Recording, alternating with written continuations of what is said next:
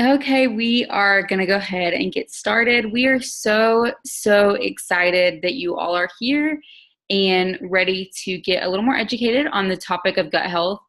It is such a hot topic right now in so many different fields. And so we're really excited that you're here and wanting to hear a little bit more. Kayla is going to be asking Vicki just some really common questions that we have and that we get about gut health and what it may affect and what it may do for us. So, Kayla, I am going to let you take it away.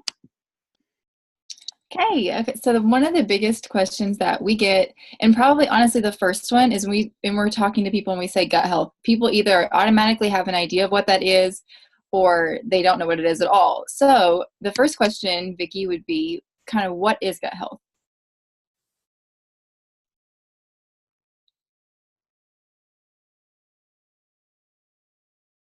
Oh, thank you. I'm like, I can't unmute myself.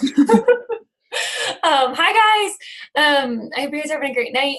I am unfortunately very caffeinated right now, so I'm very hyper. So I hope you're okay with like loud voices. But I'm really excited to talk to you about this because those of you on this call that do know me, I'm very passionate about just the products and gut health and anything really science related. And so this is one of my favorite topics, so I'm really excited to talk to you, Jenny, about it. So what is gut health? Gut health is all about the bacteria in our gut. A lot of people think just like stomach problems or honestly, most people think it's about going to the bathroom. Like they think if you're going to the bathroom all the time or not enough, that's what means you have good or bad gut health, and that's not it at all. So we have good and bad bacteria in our gut.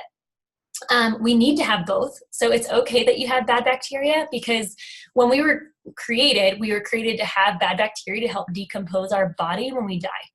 But because of the modern lifestyle we live, so like the medicines we take, the foods we eat, a lot of the just environment around us affects our gut health. And what happens is that bad bacteria grows too much. And then the good bacteria is basically like trying to survive in there, but there's too much bad bacteria.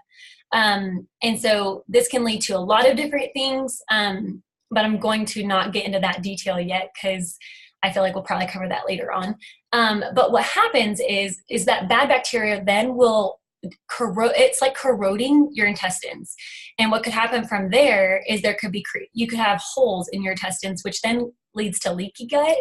And then I don't want to make you have too big of a visual because it's kind of disgusting if you think about it, but think about the stuff in your gut then leaking out to the rest of your body. It's going to cause tons and tons and tons of problems within your body. So I'm going to stop there though, because I will probably get to other parts of all of that here in just a little bit. So overall, that's basically what gut bacteria is. You have good and bad.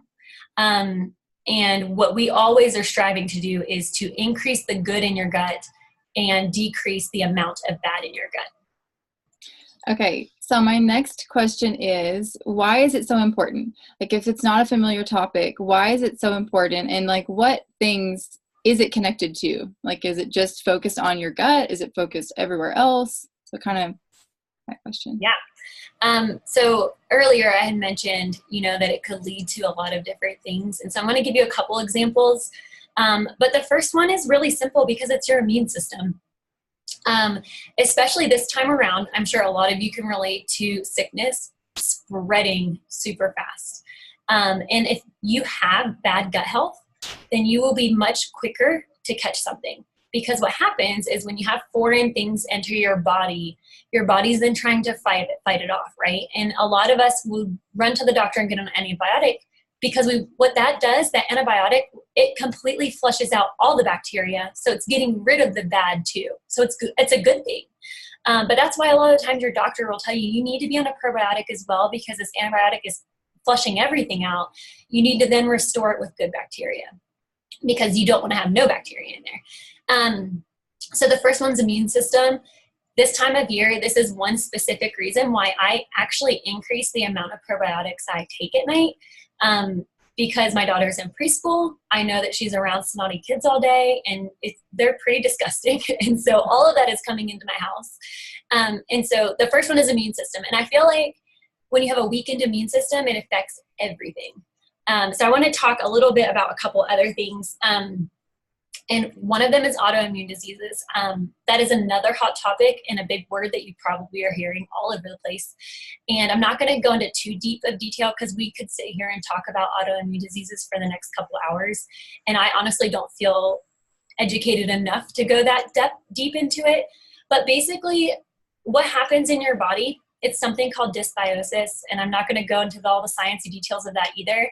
But what all that big word means is there's an imbalance. There's an imbalance in your body, and when you have imbalances in your body, it causes inflammation. And when you have inflammation in your body's more predisposed to get an autoimmune disease. So if you're not familiar with the word autoimmune disease, that's okay. But some examples are hormone issues like thyroid disorders, endometriosis, rheumatoid arthritis, Crohn's disease. Those are just kind of some examples of what an autoimmune disease is. So when you have bad gut health, you have bad imbalances in your body that then create inflammation. So you kind of get the gist of why it's really important to have a balance of gut bacteria in your body. Another one is anxiety. So if you think of like mood, anxiety, all of those kind of things, it is pretty common for people to be on anxiety medicines, and especially this time of year because of the time of year and how dreary it is outside. But a lot of that is affected by our gut health as well. 90% of your serotonin is created in your gut. And that seems really crazy. And if you don't know what serotonin is, that is what levels, you need to have certain levels of serotonin for your mood. And if that, again, is imbalanced, then your mood is going to be really high or really low. It could be all over the place. And so once again, there's an imbalance in your body and it needs to be balanced, which happens from your gut bacteria. And then the last one I'm going to talk about, which I see a lot of faces on this call, and there's a lot of us that can attest to this because I've seen it time and time again. Our energy and just absorption of nutrients in our body can be affected by our gut bacteria as well. A lot of that is because our gut tells our body how to digest food. So this is the part of gut health that a lot of people do think of when they think of gut health, like eating, digestion, all of that kind of stuff. And if our body isn't digesting the food the right way, we're not absorbing the right nutrients and we're not getting energy from the food we're eating. So it's just, I mean, everything I've said so far, like it's just a domino effect of having an imbalance of gut bacteria in your body. Okay, so the next question is, now that you said probiotics, that's kind of ringing a bell. We've probably seen the Special K cereal. We know that probiotics are, it's good to eat yogurt. We know kefir, things like that. So why can't you use other resources like that to effectively heal your gut? I mean, all of those things are good. I love to drink kombucha. I love yogurt. And a lot of those things are good. And especially like sauerkraut, anything like that, it is good for your body, but it's specifically the ones that are like in Tropicana. I think I've seen that one a lot, like probiotic and Tropicana. The problem of that one, or any of those, is first of all, those things are probably loaded in a lot of sugar. And what sugar does is it feeds the bad bacteria in our gut. And so once again, we're undoing the good we're trying to do in our body. And then I have an analogy for you, and it's kind of disgusting, but I'm just going to kind of go there. Our gut, like if you think about your gut, there's a lining around your gut. And like, it's basically like a cockroach shell. So it's hard and it's really, really tough. The probiotics you're getting from drinks, or you're getting, honestly, most of the ones over the shelf, they're not going to penetrate through that cockroach shell. And the problem is that's where all the bacteria lives. Now, there's probably some eroding happening because our bacteria is really bad, our gut's bad. But ultimately, you need to get inside of your gut. And if you're not getting through that outward layer, you're not fixing anything. It's kind of like you're just wasting your time taking all these other probiotics that aren't actually doing what it needs to be doing. And in the probiotic that I take, there's something called chitosanase, and it's a digestive enzyme that is strong enough to get through the outer gut lining. And that is why I have seen the biggest changes by taking the probiotic that I take. And then I also wanted to kind of explain, sometimes you need to take other things together to make things work effectively. And so my other analogy, I really like analogies. They make me visualize things a little bit easier. And I want you to think of a toilet.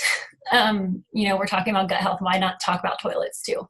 So if you think about a toilet and you think about when you go to clean your toilet, you're taking a scrub brush and you're scrubbing it around. And then you have all the nasty whatever you were scrubbing around sitting in your toilet. That's basically what the probiotic that we take does. It goes into your gut and it scrubs and it cleans it out. And it's usually killing a lot of that bad bacteria, getting a lot of that to get rid of it. But what happens to your toilet if you don't flush the toilet? It's just going to sit there. And so that's why I take a magnesium supplement that also has some vitamin C and lemon peel in it that helps flush all of that nasty gunk in our body completely out. So that's why I would never take a probiotic without taking this other supplement, because they work together in conjunction to fully get the best effects that you can get. Sorry, that was a lot. No, that's so good. Okay, so then what about, like, we obviously, if we're pregnant or nursing or going to become pregnant, we care about like the health of our babies. Is this safe for that? Preventative, or does it help it? How is that connected to when you're pregnant or nursing? Yeah. And I feel like we get this question a lot because when a woman gets pregnant, that is your number one priority, is your baby. And we are super protective of our bodies, and even more so, we're super protective of our babies. And I didn't know this before I got into this gut health world, because I would have 1000% been taking probiotics when I had my daughter. But everything that we do, I mean, we all know this, everything we do to our bodies, our baby will get parts of that, because, the umbilical cord, they basically take all of our nutrients from us when we're pregnant. But the same goes for our gut health. It travels through the placenta to them. And so if you have bad gut bacteria, you're then passing on your bad gut bacteria to them. Now, are there ways to help them later on? If, like, looking back now, obviously I didn't have that great of good bacteria and gave it to my daughter, and now she suffers from eczema. And most of that probably does come from my imbalance, that now she had an imbalance. So something I could have done is been addressing this while I was pregnant. And then afterwards, while I was nursing, just from me simply taking the products, she would have gotten that from my breast milk, and it could have helped her gut bacteria as well. And so it's super important because, I mean, like we're talking about, our gut bacteria affects everything. And so if we're passing on bad bacteria to our children, like, who knows what later on in life their body might start to have, like she has eczema. Another friend of mine's daughter had colic really bad, and that is also affected by your gut bacteria. And so she was able to completely transform her daughter's health in just the first 6 weeks of her life by taking supplements and probiotics to help her daughter who was nursing. So it's very, very safe for your babies and for yourself. Yeah, that's so neat. Okay, so then last question is, how is it related to weight? Either weight loss, weight gain, just your overall weight in general. Yeah. And I mean, like, we all want to lose a few pounds, and we all are wondering, like, how we can make our weight loss journey a little bit better. And a lot of people, you'll get to that plateau and you won't see anything else change. And a lot of the times you're probably watching this thinking, okay, gut health affects everything. Like, gut health is the answer to all of my problems. But it is the answer to a lot of your problems, because even, like, we were talking about serotonin earlier, we were talking about nutrient absorption, that all goes back to your weight gain as well. If your body's not absorbing the right nutrients and breaking down the right things, your metabolism is going to start going wacky. And then you're not going to have any energy. And then you're not going to want to get off the couch to go make a healthy dinner. I mean, it is all completely aligned together. And I think, Caleb, we were talking earlier and you said it really well, like, when your gut health is bad, it is not allowing your body to function the way it's supposed to function. It's not allowing your body to function at 100%. And what we hear from a lot of our friends is, even those that might not see huge changes, they just say, like, I'm actually functioning at 100 now. Like, I'm actually functioning the way that my body was intended to function. And so it does directly affect your metabolism because of that imbalance in your body as well.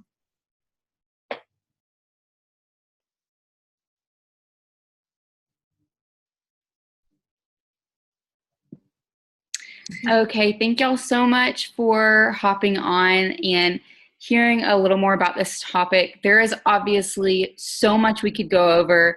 But thank you, Vicki, for giving us just like a drop in the bucket. And I feel like I learned so much, honestly. And so I hope you all feel the same way. And thanks for joining us.